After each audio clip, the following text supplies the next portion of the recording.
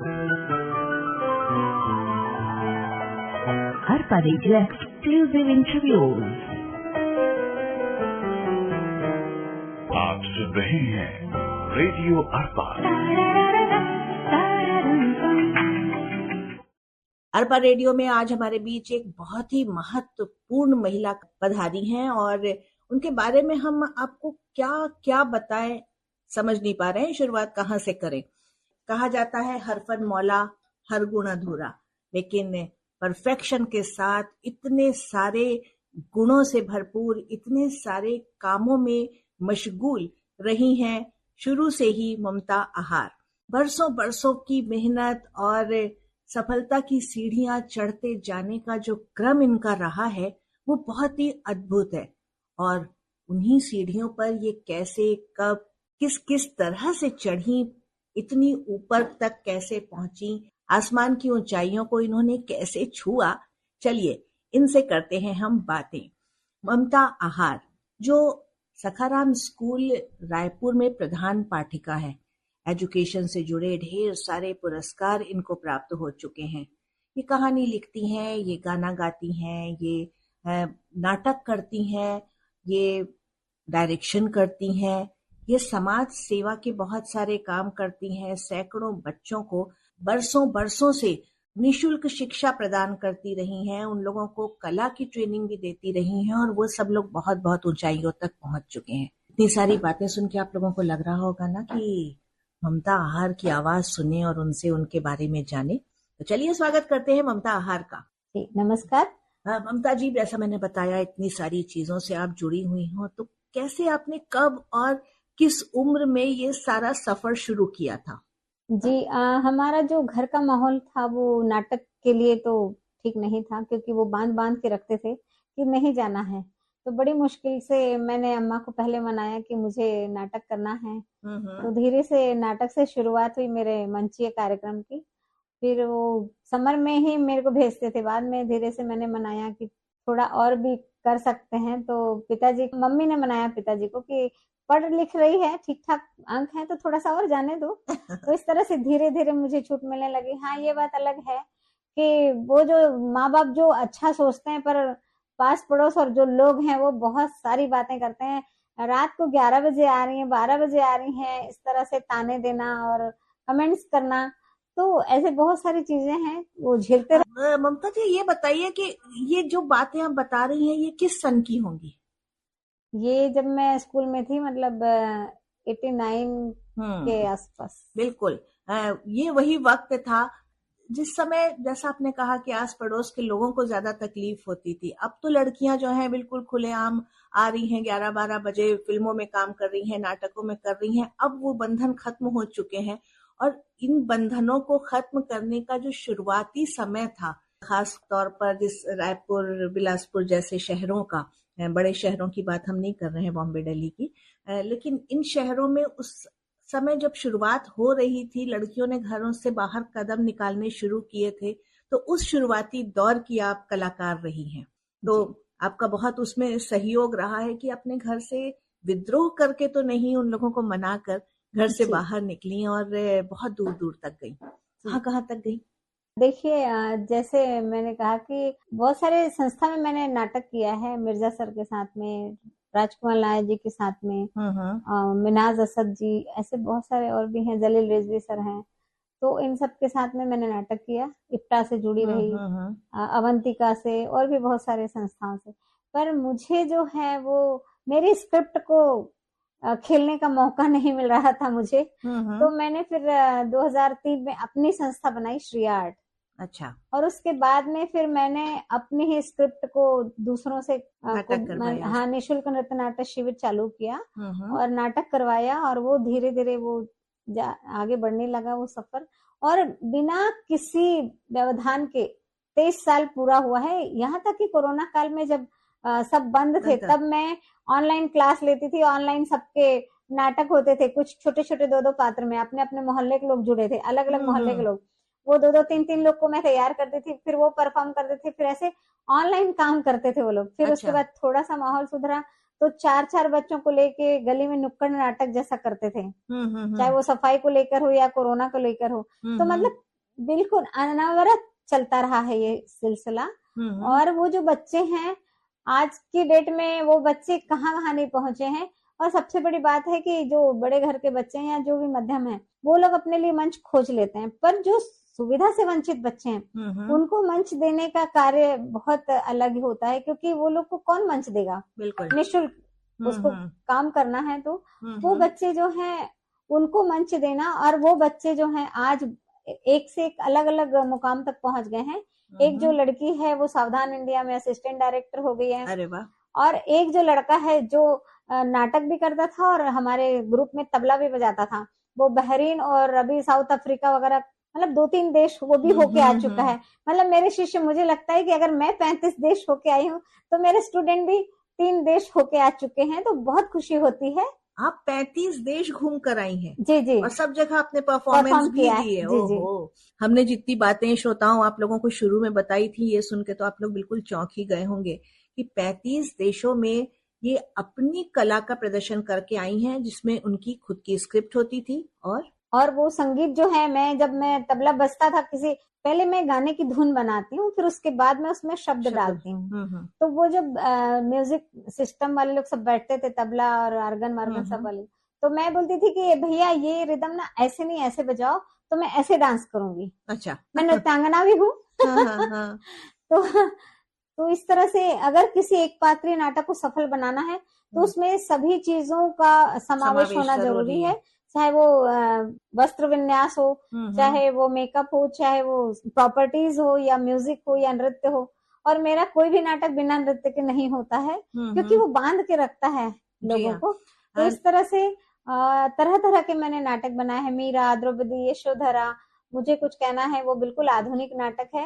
और मैं अपने फ्लेक्सिबिलिटी के लिए बहुत सारे योग आसन प्राणायाम सब करते रहती हूँ, ताकि मैं एक फ्री स्टाइल के भी डांस कर सकूं, क्योंकि सिर्फ क्लासिकल, सेमी क्लासिकल या इस तरह के गाने ही नहीं, मतलब डांस ही नहीं, बहुत सारे मैं काम करते रहती हूँ, क्योंकि उस चीज को मैं उस ड्रामे से जोड़ती हूँ। क्योंकि आप ड्रामा में अगर आप किसी को बोल के वो चीज का बताएं विषय को, चाहे वो गंभीर विषय हो, पर उसी चीज को मैं नृत्य के माध्यम से, गीत के माध्यम से जब प्रस्तुत करती हूँ तो लोगों का जुड़ाव ज्यादा होता है।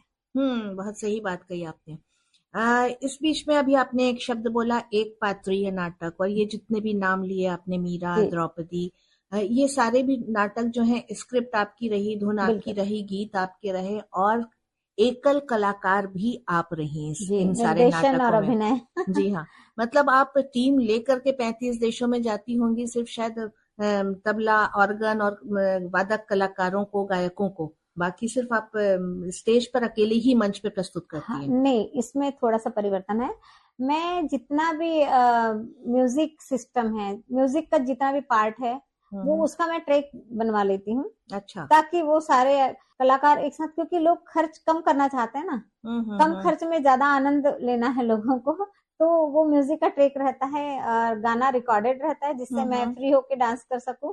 अगर मैं उसी समय में गाऊंगी और नृत्य करूंगी तो वो तो बनेगा नहीं। अच्छा। इसलिए पूरा ट्रैक तैयार रहता है, बस म्यूजिक सिस्टम में लगा दिया जाता है और मैं कॉलर माइक से वो हाँ लाइव रहता है। तो मतलब वॉइस जो है लाइव रहती है। मतलब आप सिर्फ अकेले जाकर किसी भी जगह पर, किसी भी देश में, किसी भी स्टेज पर अकेले वहां पहुंचती हैं और प्रस्तुति करती हैं? जी जी बिल्कुल। कभी कभी आयोजक लोग इंडिया से भी होते हैं, उनके साथ भी जाती हूँ। अच्छा। और कभी कभार ही अकेले गई हूँ, वैसे आयोजक लोग लेके जाते हैं। जी हाँ, है ना। तो जो आयोजकों तक आप के मतलब किस किस के आयोजन में आपने किया? मैंने अपने खुद की मेहनत की है। कभी मेरी वेबसाइट भी है, तो कभी लोग मुझे वेबसाइट से बुलाते हैं, कभी यूट्यूब के उससे बुलाते हैं, या कभी फेसबुक में देख के बुलाते हैं, या कभी परिचित होते हैं जो अलग अलग शहर में जुड़े हैं। तो और भागवत में जब भी कुछ होता है तो मैं कभी कभी, मेरे को कुछ नंबर दिखता है तो मैं ही संपर्क कर लेती हूँ। तो इस तरह से आदान प्रदान होता है नंबर का, फिर वो धारा बन जाती है। तो भागवत के बीच में भी प्रस्तुति रहती है आपकी? जी। इतनी सारी बातें सुनकर के हमारे श्रोताओं को ये लग रहा होगा कि हम ऑडियो माध्यम में हैं, नाटक तो नहीं देख सकते, लेकिन जरा सा गुनगुनाते हुए तो आपको सुन ही सकते हैं। जी। ऐसे एक चीज और बताना चाहूंगी, अलग अलग नाटक में मैं अलग अलग शब्दों का प्रयोग करती हूँ। जैसे मीरा में थोड़ा राजस्थानी बोलती हूँ, और द्रौपदी में थोड़ा संस्कृत बोलती हूँ, और यशोधरा में थोड़ा पाली भाषा का उपयोग करती हूँ। अच्छा। उसी तरह का नृत्य होता है। और हाँ। मीरा में थोड़ा राजस्थानी नृत्य करती हूँ, और यशोधरा और द्रौपदी तो में उनमें आपके कुछ क्लासिकल, डायलॉग्स भी आप हमको सेमी सुना सकती हैं। क्लासिकल बिल्कुल। हाँ जी। तो मैं, मीरा तो भक्ति से जुड़ी है, पर मीरा से मुझे, जहां मैं जुड़ी हूँ, मुझे लगता है वो यशोधरा जो है उसका जो स्थान है वो भी थोड़ा अलग हटके है, और उसका जो संघर्ष है वो थोड़ा और भी, क्योंकि उसने घर में रह के संघर्ष किया और अपना जो भी स्त्री धर्म निभाया उसने। और उसकी पीड़ा ये थी कि संवाद है एक, अपने नवजात शिशु का मुख भी ना देखा और मुझे छोड़कर चले गए। आपने ऐसा कैसे कर लिया स्वामी? देखिए तो ये हाथ बिल्कुल आपके जैसे हैं, इसकी आंखें बिल्कुल आपके जैसे हैं। एक बार देखा तो होता, एक बार। वाह, एक डायलॉग में ही बिल्कुल आपकी आंखों में आंसू दिखाई पड़ रहे हैं। आप इतने जल्दी किसी भी कैरेक्टर में डूब सकती है, ये बात हम सामने देख पा रहे हैं आपको। जैसे आपने कहा मीरा में कुछ राजस्थानी डायलॉग्स बोलते थे, तो उसका एक आध संवाद। अरे छोरी, वह समय तू छोटी सी थी तो तन्ने हट कर रही थी, तन्ने बहलाने को कही जी बात नहीं।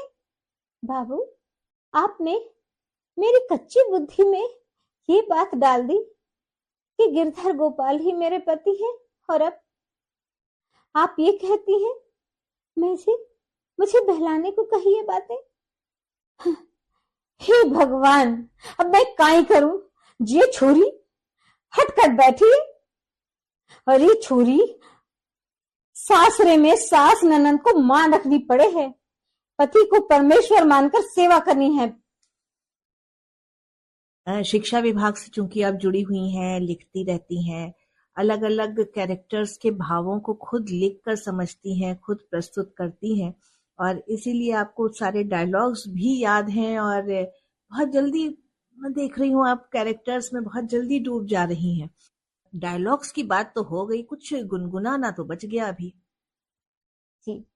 सखी मोरे पिया से मिलाओ रे, सखी मोरे पिया से मिलाओ रे, जिया नहीं जाए हुक उठाए, जिया नहीं जाए हुक उठाए, हाँ जा रे उन्हीं को मनाओ रे, सखी मोरे पिया से मिलाओ रे। वाह। ये यशोधरा का है।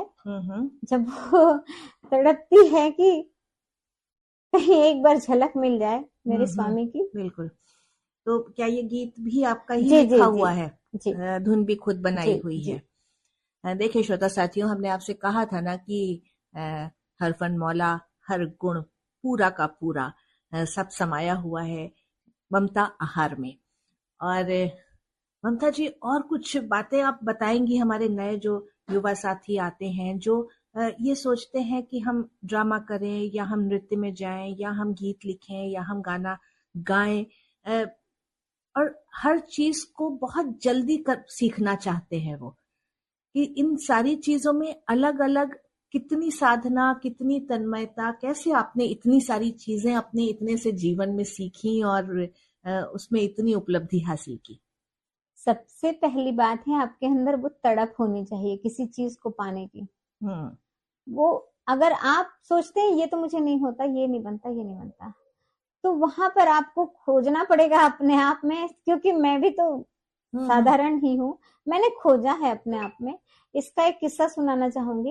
एक बहुत बड़े अच्छे संगीतकार थे, उन्होंने सबसे पहले मीरा नाटक के लिए संगीत दिया था, पर जब किसी ने कहा कि ये म्यूजिक जो है क्लासिकल है और आप मंच में कर रही हैं, तो थोड़ा पब्लिक से जुड़ने के लिए उनके पसंद का जो है वो म्यूजिक होना चाहिए, और अगर आप नृत्य कर रही हैं तो वो खुल के वो आपकी खुशी आपके चेहरे में दिखनी चाहिए। तो वो एक तरह से मेरे लिए मंत्र हुआ। और फिर मैंने सोचा कि नहीं, अब मुझे म्यूजिक बदलना होगा।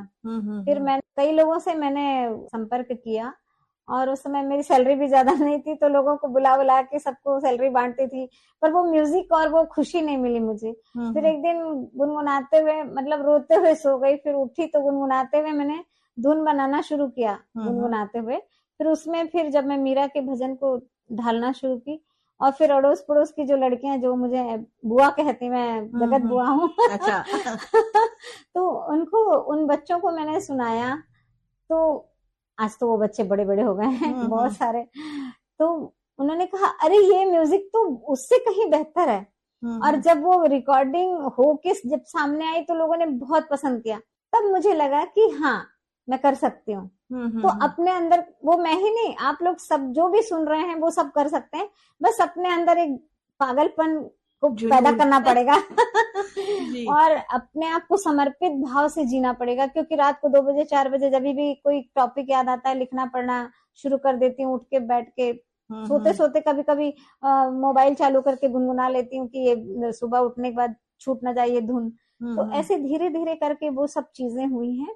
और वो जो चीजें हैं, थोड़ा सा मुझे लगता है थोड़ा सा आपको दूसरों के लिए भी सोचना होगा कि दूसरों की अगर आप अच्छी चीजें, मतलब अच्छा काम करेंगे तो हो सकता है वो आशीर्वाद भी मिलता है। बहुत आशीर्वाद मिला है मुझे, मेरे माता पिता का भी और बाकी और लोगों का, क्योंकि वो बच्चे जो हैं आज बहुत अलग अलग तरीके से जी रहे हैं। कोई छत्तीसगढ़ी फिल्म बनता है तो लोग मुझे फोन करते हैं, इस उम्र का ये कैरेक्टर है, मुझे नंबर दो। तो मैं उनको देती हूँ। और वो बच्चे जो हैं, वो बच्चे अपना मंच तो मिल रहा है, उनको स्क्रीन मिल रहा है, साथ में वो पैसे भी कमा रहे हैं। बिल्कुल बिल्कुल, है ना। और ये जो चीजें हैं आपके जीवन के लिए भी बहुत अच्छी बात है कि आप तरह तरह के विधा से जुड़े। जैसे हम लोग आकाशवाणी दूरदर्शन जुड़े, तो उसमें से बहुत कुछ हम लोग के स्क्रिप्ट को काट दी जाती थी, अरे ऐसा नहीं चलेगा, वैसा फिर से लिख के लाओ। तो उससे हमको जो बहुत कुछ सीखने को मिला, उसमें मतलब गुस्सा आता था, अरे यार इतना अच्छा लिख के गए थे, काट दिया उन्होंने। तो वो जो चीजें हैं, आपको सोचना पड़ेगा कि नहीं, किसी ना किसी चीज के लिए गलती हुई है तो फिर से लिखो। ऐसे लिखते लिखते वो चीजें आगे सामने आती हैं।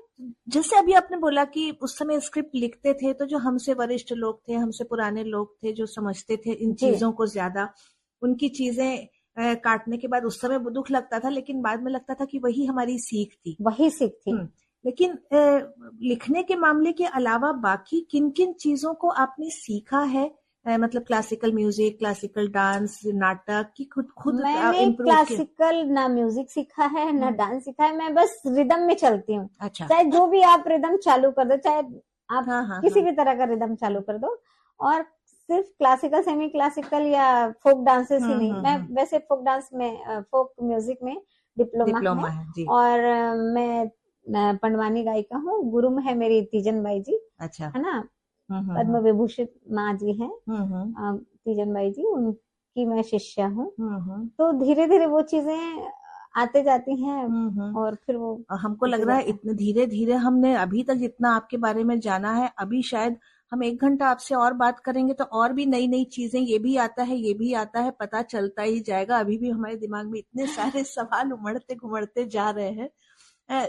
जैसे आपने बोला कि सीखा आपने बहुत ज्यादा नहीं है, लेकिन आप एजुकेशन डिपार्टमेंट के आपको अलग पुरस्कार प्राप्त हुए होंगे, कला संस्कृति के अलग पुरस्कार, कितने पुरस्कार, कौन कौन से पुरस्कार मिले हैं, अब वो भी बता दीजिए हमको। 2016 में मुझे मुख्यमंत्री गौरव अलंकरण शिक्षा दूत पुरस्कार मिला। 2019 में मुझे राज्य शिक्षक पुरस्कार मिला। 2022 में राष्ट्रीय शिक्षक पुरस्कार मिला। और 2023 में राज्य शिक्षक स्मृति पुरस्कार, डॉक्टर पद्मलाल पुन्नालाल बख्शी पुरस्कार मिला। 11 पुस्तकें मेरी अमेज़न और फ्लिपकार्ट में मिल रही हैं। और देश विदेश में बहुत सारे पुरस्कार मिले हैं, बहुत सारे सम्मान मिले हैं। उनकी तो कोई गिनती ही नहीं है। 35 देशों में गई हैं तो 35 सम्मान तो यही हो गए आपके। जी और जी। देश में भी आपने अलग अलग जगह पे, कितनी जगह पे किए होंगे अपने कार्यक्रम? अपने देश में तो लगभग वो कश्मीर की तरफ नहीं गई हूँ मैं, हम्म। और साउथ में मतलब केरल में गई हूँ। बाकी इधर का साउथ का जो तमिलनाडु हम्म वगैरह जो एरिया है, तमिलनाडु और आंध्र प्रदेश, हम्म। वो 2-3 एरिया छूटा है। बाकी ईस्ट वेस्ट और बीच का तो सवाल ही नहीं है, जी, उड़ीसा उड़ीसा सब हो सब गया जगह है हो गया जी। जी। नागालैंड छूटा है। हम्म। जी मतलब अब आप लोग गिनाते हैं कि हम इस स्टेट में, इस देश में गए हैं, और आप गिनाती हैं कि हम इस स्टेट में नहीं गए हैं, इस देश में नहीं गए हैं। जी जी, बहुत। और देश में London, Paris, Switzerland, Holland, Belgium, Vietnam, Thailand, Cambodia, Australia, Egypt, Germany, Hungary, चेक Slovakia, Vienna, hmm. Mauritius, Egypt. तो इन सब देशों में जब आप जाती हैं तो वहां पे लैंग्वेज प्रॉब्लम और वहां की संस्कृति सीखना करना, वो सारी चीजें? नहीं नहीं, ऐसा कुछ नहीं है। जैसे रूस, ग्रीस, इधर उधर सब जगह गए हैं हम लोग, वहां पे भाव काम करता है। हम्म। अभी मैं एक रूस का किस्सा सुना रही हूँ। वो रशियन लेडी थी, और वहां पे जो यूनिवर्सिटी होते हैं वहां पे, वो लोग भी हिंदी सीखते हैं, तो वो लोग भी आए थे परफॉर्म करने। हम्म। एक प्रेमचंद का विधवा नाटक था, उन्होंने भी परफॉर्म किया था। अच्छा। तो उसके पात्र तो खैर अलग थे, और जो और भी लोग आए थे अपने यूनिवर्सिटी, वहां पे भी यूनिवर्सिटी से आए थे कुछ लोग। हम्म। तो वो लोग नाटक को देखे, फिर उसके बाद वो जो लेडी है ना, चुपचाप वो उधर पीछे ग्रीन रूम में आ गई और चुपचाप खड़े होके ना रो रही थी। वो जो मीरा का जो नाटक था ना, भगवान को पुकारती है वो अंतिम समय में कि आप नहीं आ सकते तो मुझे ही अपने पास बुला लो भगवान। तो मैं पुकार कर रही थी रो रो के, तो वो भी पीछे, अब मैं वो उसके बाद मैं अंदर आ गई, वो भी पीछे आई और चुपचाप रोते खड़ी थी। उसके बाद में वो आई और एकदम से गले मिल के फूट फूट के रोने लगी। अब आप बताइए, यहाँ पर लैंग्वेज का कोई सही बात है। भाषा ही नहीं है, वो तो भाव की भाषा है, बिल्कुल। है ना।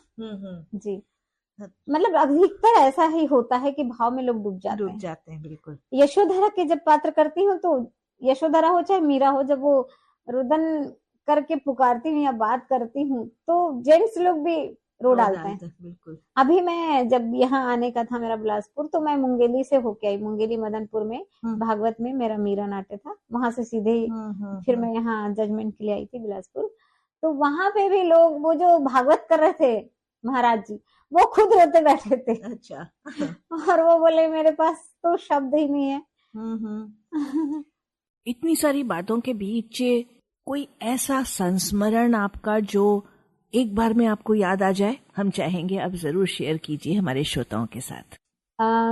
जब राष्ट्रपति पुरस्कार मिल रहा था मुझे, जो सेक्रेटरी है, नेशनल सेक्रेटरी, तो उन्होंने 6 लोगों का एक ग्रुप बनाया था, 3 महिला और 3 पुरुष का, कि ये लोग ना पीएम से बात करेंगे। तो वो फिर हम लोग की तैयारी हुई, तो उन्होंने कहा था कि एनईपी पे ज्यादा बात होगी सर, वो पूछ सकते हैं, है ना, मोदी जी वो पूछ सकते हैं। तो हम लोग उसकी तैयारी तो थी, उन्होंने भी कुछ तैयारी कराई थी। तो मैं मन में ये सोचती थी कि वो तो एनईपी अभी अभी शुरू हुआ है, 2022 की ही बात है, 20 में चालू हुआ है, पर वो अभी धीरे धीरे प्रोसेस में ही है। तो उस समय वो क्या पूछेंगे, वो तो अथाह है। तो चलो जो भी होगा देखा जाएगा, है ना। फिर उसके बाद में हम लोग चले गए। 3 तारीख को शाम को पहुंच गए थे, 4 को रिहर्सल थी। 4 तारीख को हमको पता चला कि उन्होंने जो पीएम हाउस का अपना एक अलग से निर्णय होता है ना, वहां से पता चला कि अकेली महिला मैं और बाकी 5 जेंट्स। वो जो 2 महिलाएं थी वो तो प्रिंसिपल थी, और मैं तो सहायक शिक्षिका थी उस समय। तो वो दोनों प्रिंसिपल जो थी, उन दोनों को हटा के 2 जेंट्स को बुलाया गया, और वो 5 जेंट्स और अकेली महिला मैं पूरे भारत से। तो इस तरह से वो पता चला कि इतने ही लोग जाएंगे वहां पे बात करने। जाएंगे मतलब गए तो सभी थे, बात इनसे बस होगी। तो अब उसके बाद में इधर अवार्ड फंक्शन हुआ, लंच हुआ, उसके बाद में हम लोग 4 बजे पीएम हाउस गए वहां पे। उसके बाद में मैं सोच ही रही थी पता नहीं क्या पूछेंगे, और इनको भी तो बाहर कर दिया उन्होंने। थोड़ा मन में डर भी था। फिर उसके बाद में वो बात करना शुरू किया उन्होंने। तो वो जो बाकी जो पर्सन थे, उन्होंने उनके साथ में सिर्फ 2 या 2.5 मिनट मुश्किल से बात किया। अब मैंने देखा कि ये उन्हीं के विषय की बात कर रहे हैं, कहीं कोई एनईपी की तरह की बात नहीं है, अपने ही सब्जेक्ट की बात पूछ रहे थे। तो मैं नॉर्मल होते चले गई। मोदी जी ने कहा कि ममता जी, मैंने सुना है आप हटके पढ़ाती हैं। तो मैंने कहा जी सर। तो कैसे पढ़ाते हैं? मैंने कहा सर मैं पाठ को पंडवानी के रूप में पढ़ाती हूँ और जो कविता है उसको पंथी के रूप में ढालकर बच्चे नाचते हैं और पढ़ते हैं। तो मैं बताती हूँ सर कि मैं कैसे पढ़ाती हूँ। तो एक पाठ है दीप जले, तो दीप जले जो पाठ है उसको मैं पंथी में ऐसे कराती हूँ सर, दीप जले द्वारे द्वारे दीप जले, सन्ना नन्ना मोर नन्ना हो ललना, सन्ना नन्ना मोर नन्ना हो ललना। तो इसमें बच्चे डांस भी करते हैं सर, तो वो जो कविता है पूरी याद हो जाती है।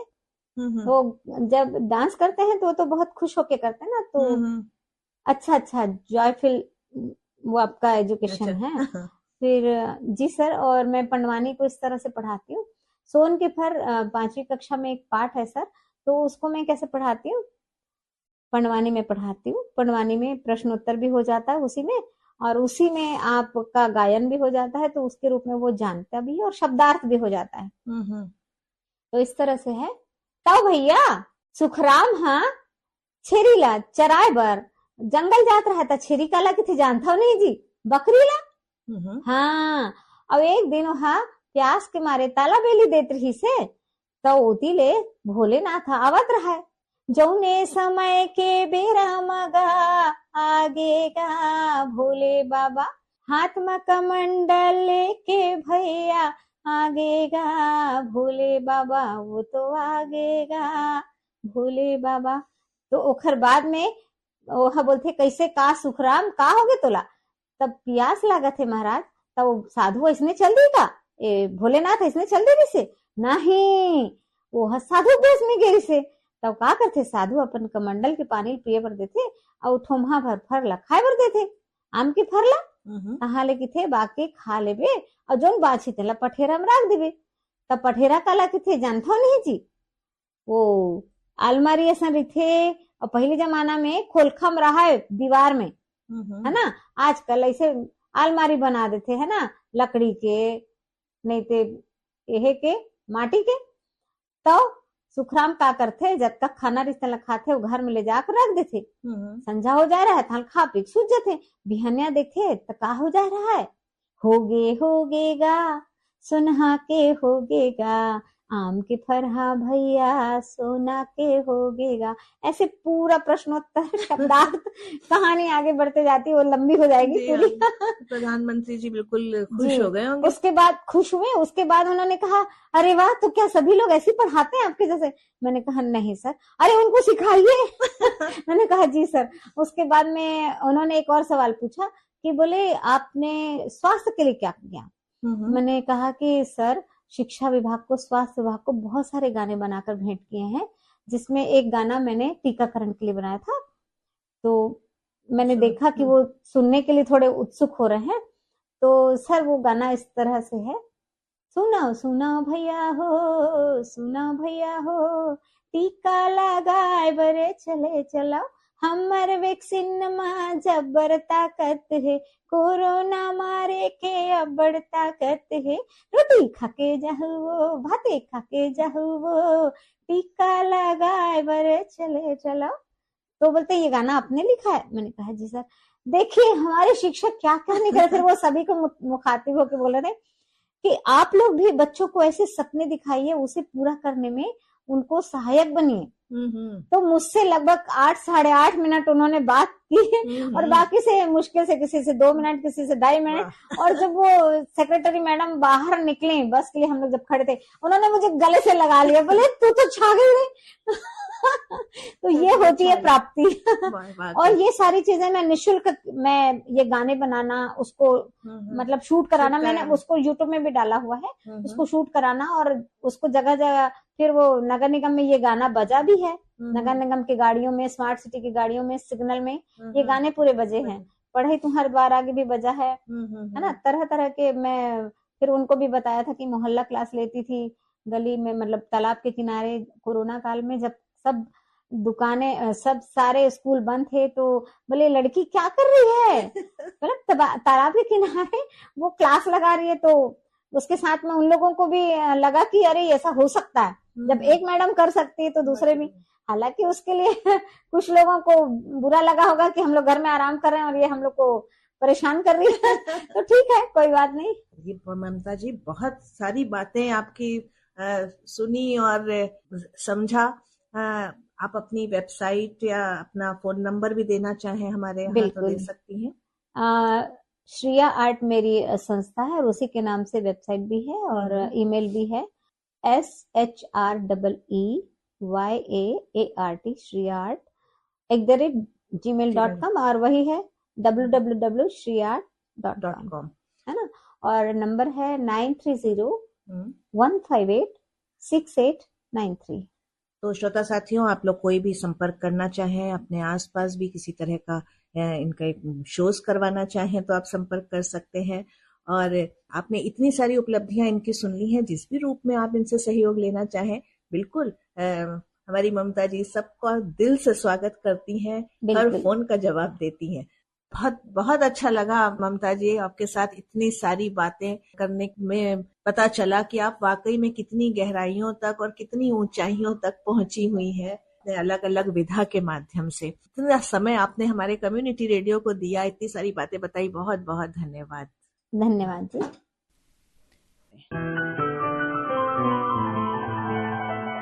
Arpa Radio exclusive interviews। आप सुन रहे हैं रेडियो अर्पा।